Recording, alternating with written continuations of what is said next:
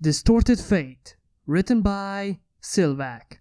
Chapter 1, Rise and Shine. Some people like to have the sun shining in their eyes as they wake up, others don't. I'm one of the latter kind of folk, as I groaned when the rays of the sunrise struck my eyelids. Mumbling to myself in irritation, I went to rub my eyes with my hands, only to feel something hard against them. Opening my eyes a crack, I went to take a look at whatever was wrong with my hands, only to receive the sight of them not being there. Instead, I end up staring at a pair of dark purple hooves. Blinking stupidly at the sight, my eyes finally widened as what I saw finally registered in my mind. Tapping the two hooves together, I finally realized that my hands had turned into these things before me. This can't be real, I thought to myself before shaking my head and thinking that this was just some twisted dream, or a nightmare perhaps, and that at any moment I would wake up and laugh it off for its pure silliness. As funny as it seemed to me to have hooves and possibly facing a total species change, I enjoyed being like this in a dream as much as I would like it in reality. I preferred to just escape this dream, and I never had the knack for lucid dreaming, so like any folk knows, causing injury to oneself is always a good way to jolt out of the dream. Holding my right hoof right above my left arm, I brought it down with as much force as I could. Fuck, that hurt! I yelled out, retracting my right arm as I swung my left arm in pain before the realization once again struck me. That hurt, but that means... I said to myself as my brain put two and two together. You're not supposed to feel pain in a dream, but here I was with my left arm, if it is an arm, hurting from my self-inflicted injury. My first reaction, like anyone would normally have after realizing that they just suffered some kind of major changes to their body, was to have a panic attack as my lungs rapidly took in as much air as they can. However, I soon realized that it was rather pointless to have a panic attack since it wouldn't do me any good, so I started to take control of my breathing, calming myself down. Okay, so this is all real, no point in dwelling on that for now. What I really need to do is figure out what happened to cause this change, as well as figure out just how much I changed. Might as well do the latter first, I thought to myself as I began to inspect myself. Looking upon myself, I saw that my shape had changed drastically, noting that my body structure had changed from a bipedal to a quadrupedal based on the fact that what appeared to be my now rear legs were of similar length to my forelegs. Looking behind my legs, I spotted that I still had a tail, except it's more hair and less bone and flesh than it was before, but at least I still had a tail, cause losing my digit was bad enough already. Judging it was time to finally observe my surroundings, I swing my head around as I took full view of wherever I am. Before me I saw what appeared to be a simple forest with small wildlife roaming about, appearing to be non-threatening for now.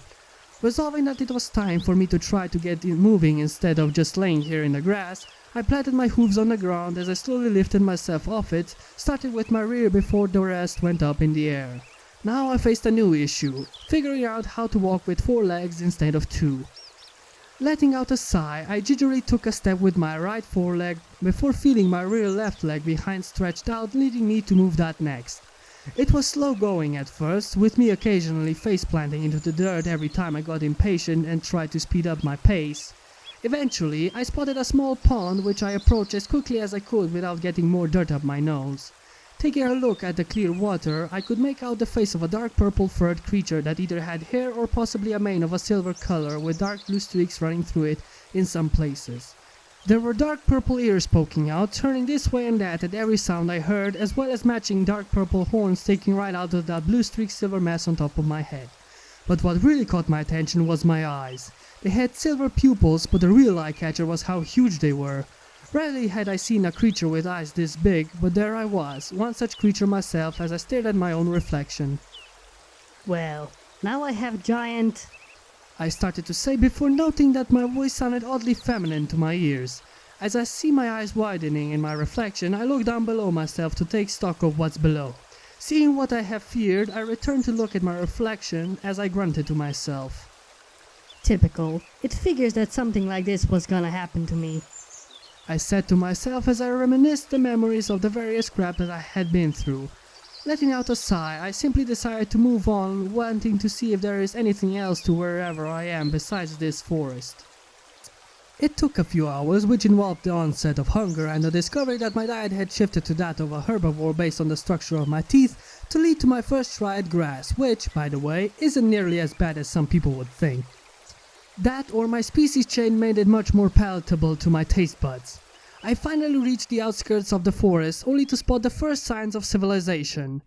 Sighing in relief that I wasn't stranded in some world devoid of sapient life, I made my way towards what appeared to be some village or town, unable to tell which since I couldn't fairly compare this place without seeing more population centers of this world.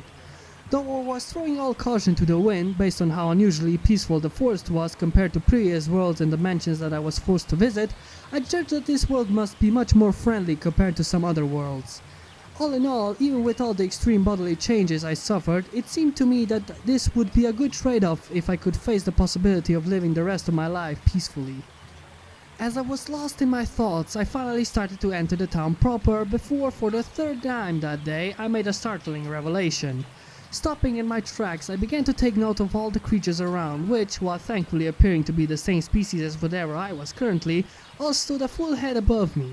Furthermore, I took note of the coloration of their coats and manes, judging those terms to be the most appropriate based on how thick the coats were and how much hair in the mane had, and noticed that they came in a riot of so many colors that for a moment it rendered myself dizzy from the sheer color overload my brain had to process. Moments later, after adjusting my eyes, I began to ponder why this species had so much color variation compared to the species of other worlds, as well as why I was so much shorter compared to the rest of them, before I caught the sounds of playful laughter to my ears, turning my head towards the source of the noise. Before my eyes were a few of the creatures playing amongst themselves that had the same height level as I had. Based on how they were acting, as well as the height difference, they appeared to be children, which led me to a startling conclusion. I'm a child? I blurted out as I began to ignore the creatures around me as I comprehend my current predicament. I'm stuck in a foreign body where I'm now female and I'm a child to boot, I thought to myself. Sitting down on my rear, I remembered the memories of my old childhood and shivered at the thought of having to go through something similar to that once more, much less puberty again, which brought up another shiver. Taking in several breaths, I simply stood up again and resumed my walk, wanting to inspect more of the town before I made any plans as I shoved the revelation of a second childhood to the depths of my mind. Exploring the town, I was able to behold the sights and wonders of this mysterious and colorful place. Observing the species that surrounded me more closely, I learned that there were three distinct races to the species. Ones with horns like mine that appeared to be able to levitate objects in some kind of aura that also surrounded their horns, which seemed to be a possible cause for the levitation, which I took note of in hopes that I could learn, thinking that it would help offset the loss of my hands. The second race lacked a horn, instead having wings on their backs that enabled them to fly, which confounds me due to their wings being too small to generate enough lift to enable flight, hence causing me to wonder if there was a secondary ability that confers this race the ability of flight. The third race bared no horns nor wings and as of yet displayed no special abilities that my eyes could observe. However, I did know that this third race and sometimes the winged race carried the goods via gripping them with their mouths if they were not using these odd bags they were on their backs. I shivered at the thought of carrying things around in my mouth, choosing to make learning how to use my horn to levitate objects a high priority. Suddenly, I felt something tapping on my shoulder, causing me to jump and turn around in shock. All the while I entered a crouching position, my ears flayed against the back of my skull, appearing to be ready to take action as ingrained instincts took over for the moment. Years of roaming hostile worlds and dimensions would certainly ingrain these instincts into anyone, assuming they survived the trials of such places first. Before me stood an adult member of the species, which appeared to have concern on its face due to my reaction. Thankfully, despite being a species that I have seen no similar alongs to, their faces seemed to bear similar expressions to other sapient lifeforms that I had met in the past. Blinking for a moment, I assumed a more relaxed pose based on what I had observed so far as I tilted my head at the species as I wondered what it wanted. Keeping its look of concern, the creature before me finally spoke, upon which I made yet another startling revelation. As words left the creature's mouth, I could not understand a single one of them. While I've been to many worlds and dimensions that certainly would have species that would have differing languages from one another, the method of travel that I normally had to take conferred the means to understand these differing languages. This led me to two cold hard facts. 1. Whatever brought me to this world or dimension wasn't my usual method of travel, hence I had no idea of figuring the means of leaving this place if necessary, leaving me utterly trapped in this world as a result. 2nd, and currently more important, I had no damn way to talk to these creatures. As these facts processed in my mind, I just simply stared at the creature with wide-eyed pupils, causing it to prod me once more before saying something again in its language. Unfortunately, instead of thinking this through like I normally would, all these shocking events finally ground the gears in my head to a halt as I just responded. I am utterly screwed. As my luck would have it, the creature didn't understand a thing I said and simply started calling out for the rest of its species in concern, causing them to gather around the two of us, thereby trapping me for whatever fate had laid in store for me. With how things have been going so far for me today, I wouldn't be surprised if things just kept getting worse. Well guys, I hope you enjoyed this first chapter of Distorted Fate, and if you did, click that like button and subscribe, and basically, that was all. Bye!